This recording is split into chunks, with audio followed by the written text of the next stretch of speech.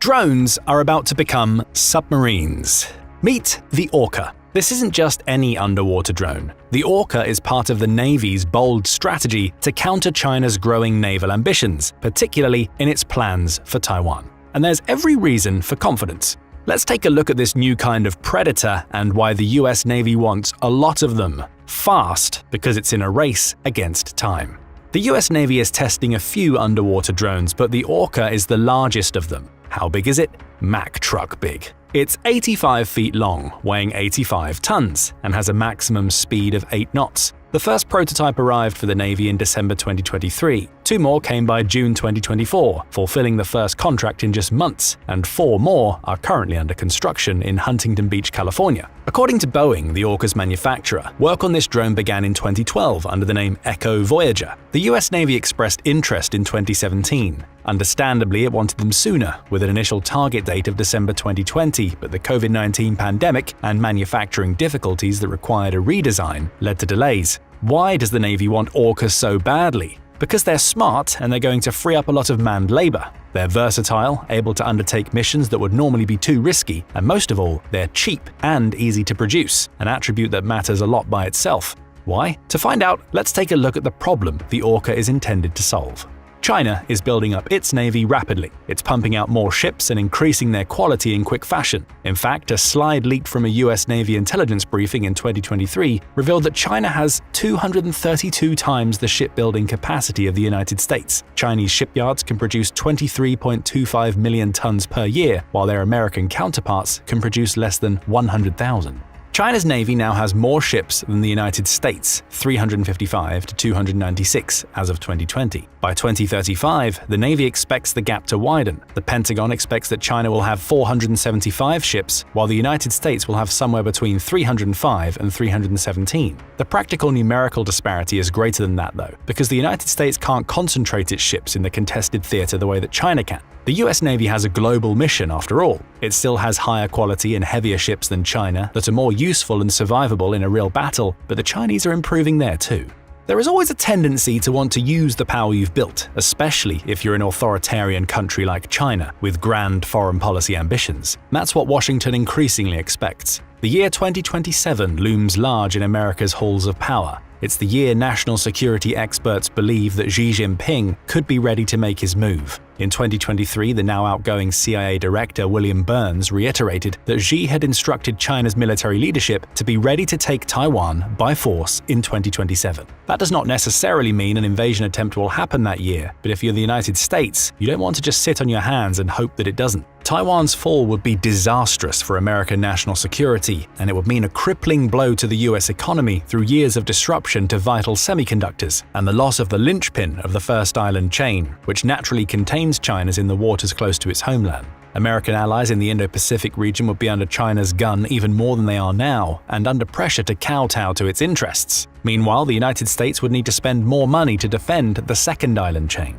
In short, the fall of Taiwan would achieve Xi Jinping's grandest dream, bringing the island back under the mainland's governance and hamstringing American power in the East. There are very big incentives for him to make the move. Alright, so there's the problem. The solution is to restore a deteriorating deterrence situation around Taiwan quickly, but America's limited shipbuilding capacity means that it can't do it easily. It can't just pump out ships when the capacity isn't there. Fortunately for the US Navy, there is one decisive advantage it still has over China: submarines. The US Navy's submarines are much quieter, can dive deeper, and stay at sea for longer than China's. China is lacking in counter-submarine warfare too. The US submarine fleet would make any attempt to invade Taiwan even more difficult. Now, America intends to add to its submarine numbers with a cheap and lethal drone submarine. That's the Orca. Now that we've met it, let's dive beneath the waves with it and see what it can really do. The only limitation on the Orca's versatility is the way in which it's launched. Because of its size, it's too big to be put to sea from one of the Navy's manned submarines, so it will need to begin its mission from a surface ship or a pier at one of the Navy's bases. Once it's in the water, there's not much it can't do. Why? The Orca has no crew and can operate fully autonomously for up to 2 days in difficult underwater environments and at a range of 120 nautical miles. Like the real Orca, this robotic killer whale is designed to be intelligent and adaptable. Look beneath the metallic skin and you'll see why. The core vehicle hosts the drone's guidance, navigation, propulsion, communications, and situational awareness systems. And what's an orca without a dorsal fin? When it's close to the surface, the robotic orca can raise a fin to link up with orbiting satellites and get up-to-date intelligence. The Navy expects the orca to get smarter in its early service life, as it intends to add synthetic aperture sonar to this drone. Once installed, the orca will be able to map out the ocean floor and provide even more information to the sailors it serves. Okay, so this thing is smart, but the orca isn't there to just gather intelligence. If that were the case, China might not be as afraid of it. This drone has a 34-foot-long payload section in the aft with a capacity of up to 8 tons. When it comes to offensive operations, the Navy's first plan for the orca is to use it as a mine dispensary. This idea is part of a broader strategy to reinvigorate America's naval mine capability. Specifically, the orca is designed to deliver the new Clandestine Delivered Mine (CDM), a cylindrical-shaped explosive created to work with drone submersibles. The orca is an ideal platform to dispense mines because it allows manned parts of the fleet to focus on less repetitive tasks. The Taiwan Strait is also an optimal place to lay these mines. The waters here are confined and shallow. Using mines to obstruct the movement of Chinese ships is a no-brainer when it comes to the defense of the island. To make matters better, sinking those ships with mines comes at a much lower cost than sinking them with anti-ship missiles or heavy torpedoes, which can run into 6 or 7 figures per shot. If Russia's invasion of Ukraine has taught the world anything, it's that ammunition gets depleted quickly in a peer or near-peer conflict. Expensive shots that come from sophisticated supply chains need to be used wisely. Since any invasion of Taiwan will be telegraphed well in advance, the orcas would have a good window of opportunity to literally lay the groundwork for disruption with minimal risk. Manned mine-laying ships would come within the Chinese missile threat, but an orca, the Chinese brass would need to think twice about whether they would want to use expensive missiles or other assets to attack these cheap drones, if they can even find them in the first place. But more on that in a bit. On the flip side of this coin, the orca is an ideal, low-risk craft for mine-sweeping missions, which the US Navy has also seen the need to reinvigorate.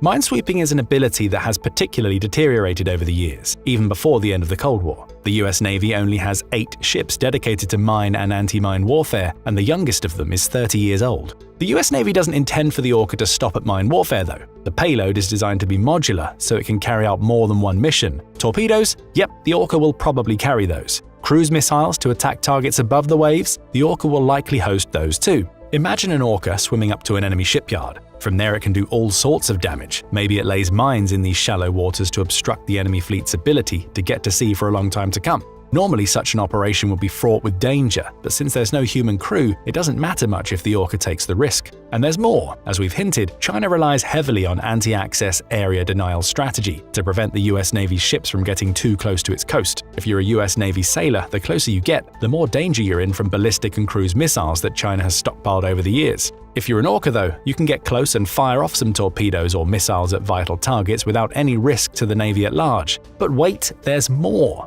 What about a drone inside a drone? Well, one novel idea is that the orca might become a drone mothership. The US Navy is experimenting with smaller drones that can both swim and fly. For example, take a look at this drone, the Navigator. At first glance, you might mistake it for one of the millions of Ukrainian FPV drones that have become the menace of Russia's tank crews. But this one is designed to be able to move both underwater and in the air. The initial vision for the Navigator is to act as a stealthy surveillance drone that can map mines or enemy ships and submerge before they're spotted. However, it wouldn't be a long leap to turn these into offensive machines too. Imagine a swarm of them carrying jammers to disrupt enemy electronic systems, droppable bombs, or just acting as kamikaze drones. They have the potential to wreak as much havoc on Chinese sailors as much as Ukraine's have had on Russian soldiers. The orca will be able to launch and recover these navigators autonomously. Now imagine the orca swimming silently to a strategic spot, launching a swarm of these smaller drones which are themselves autonomous, and then either retreating to let them do their dirty work or recovering them all later, all without any human intervention. That's a lot to take in. If you're an officer with the China's People's Liberation Army Navy, you might look at the orca and think it's a major threat, but based on what you've heard up to now, maybe only at shorter ranges close to the US bases or surface ships hanging back beyond the first island chain, you would be wrong to make that assumption. The orca might not be up to par with the US Navy's manned nuclear submarines when it comes to range or its ability to stay undetected, but it isn't exactly lacking in these attributes. The propulsion system is unique. It's a hybrid diesel-electric system with lithium-ion batteries. Why does this matter? Traditional diesel-electric submarines rely on rechargeable lead-acid batteries. When recharging these batteries, the submarine must run its diesel engines by snorkeling near the surface or emerging outright. This naturally makes diesel-electric submarines much easier to detect over a long span of time. Most of China's submarines are diesel-electric, which limits their range and ability to stay silent. There are ways to get around this shortcoming, such as an air-independent propulsion system, but there are some trade-offs that come with this. For example, Sweden's famous Gotland-class submarines need to carry liquid oxygen oxidizer, which can add dangers, and the Stirling engines and other equipment needed to make the system work take up valuable space. But the Orca uses a lithium-ion battery. These batteries are lighter than lead-acid batteries, can keep the same output with low power, can be charged faster, and store more energy. The lithium-ion battery will allow the Orca to run on electric power, which is quieter than nuclear power, for longer. The downside with lithium-ion batteries, as you probably know, is they can combust and give off toxic fumes while expelling conductive dust, but since no one's on board the Orca anyway, there's not a lot of danger there. This power system should keep the Orca at sea, cruising at speeds of 3 knots for up to months at a time, even if the purely autonomous missions are less than that. Just as importantly, the power system will keep the Orca mostly quiet. To keep it even quieter, it will use a shrouded propulsor rather than a conventional propeller. This nifty piece of equipment lowers the sonar signature of a submarine by reducing cavitation, the air bubbles that form behind propeller blades, which are noisy. A shrouded propulsor is also more efficient than exposed propeller designs, as it reduces wasted energy. These technologies make the Orca an ideal platform for a mission that will become more important in the next decade: hunting Chinese submarines. Why will this become a bigger issue? As you already know, the US Navy has a significant advantage against the PLAN in submarine and anti-submarine warfare. But China knows that too. China's advantage in shipbuilding also extends to submarines, and it's already used it. China, in fact, now has more submarines than the United States at 72 to 68. China's submarines, though, are mostly based on older, Cold War-era designs that are noisy and easy to detect. Even its current nuclear submarines, such as the Type 091 Han class and Type 094 Jin class, are flawed. Why do they make a lot of noise? Well, for starters, they're too small to conceal the sound of their engines. But China knows this disadvantage too, which is why it's building 2 new types of nuclear submarine, the Type 095 attack submarine and the Type 096 ballistic missile submarine. Both of these submarines are expected to make their debuts in the early 2030s. They will be a lot quieter than their predecessors, thanks to their larger size and onboard noise cancellation technology, such as an internal raft mounted on rubber supports to further absorb noise from the engine. Speaking to Reuters in October 2023, Christopher Carlson, a retired submariner and current researcher at the US Naval War College, predicted the new Chinese submarines would be similar to the improved Akula-class submarines in the Russian Navy, which he said are already hard enough to find and track. China is also improving the armaments its submarines can use. In 2022, it deployed the new JL-3 ballistic missile on its Type 094 Jin-class submarines for the first time, just 4 years after its development began. The JL-3 reportedly has a range between 5,500 and 6,200 miles and can carry up to 3 multiple independently targetable re-entry vehicles. The range is less than the American Trident II's 7,500 miles, and carrying a full load likely reduces it further. But for the first time, Chinese SLBMs can hit part of the continental United States from the A2AD zone behind the first island chain. But the JL-3 can still not hit the entirety of the American mainland from there. The PLAN submariners will need to get closer for that. For now, China's noisy submarines have a hard time escaping the choke points of the first island chain and getting into the wider ocean without being detected. China is hoping that its new submarine, the Type 096, will solve this problem and bring the entirety of the continental United States within reach. Unfortunately for the Chinese, the United States has also anticipated this problem. It intends to deploy its abundant force of orcas beneath the waves to make China's nuclear plans much harder to accomplish. The new submarines will be quieter, but geography means that the US Navy knows where China will have to go through to get its new toys out to sea. With a lot of orcas on hand that know what to do on their own, the labor-intensive process of hunting for submarines will likely get a lot easier at just the time that China intends for the new underwater fleet to make its debut. But will the timeline work? How fast can the Orca get to the Navy in big enough numbers? It will need to happen quickly for the Orca to grow into the role the Navy intends for it. The Navy awarded the Orca contract to Boeing over its competitor Lockheed Martin in February 2019. The total value of the initial contract for 5 orcas was $274.4 million, giving each orca an approximate price tag of about $55 million.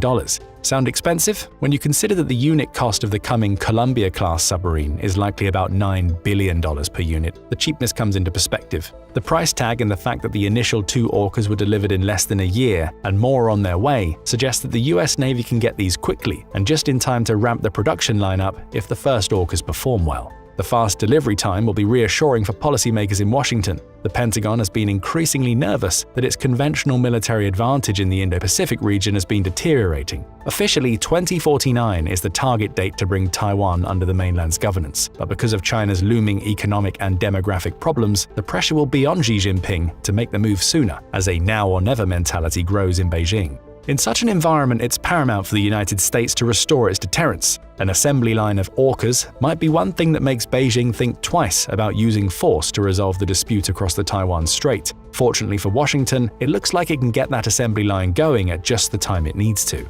How do you think the orca will affect the precarious balance of power in the Indo-Pacific region? Is the US Navy right to be optimistic about it? Don't forget to let us know in the comments. Also, make sure to hit the like button and subscribe for more military analysis from military experts. Now go and check out Ukraine is using vampire drones to drop robot dogs on Russians, or click this other video instead.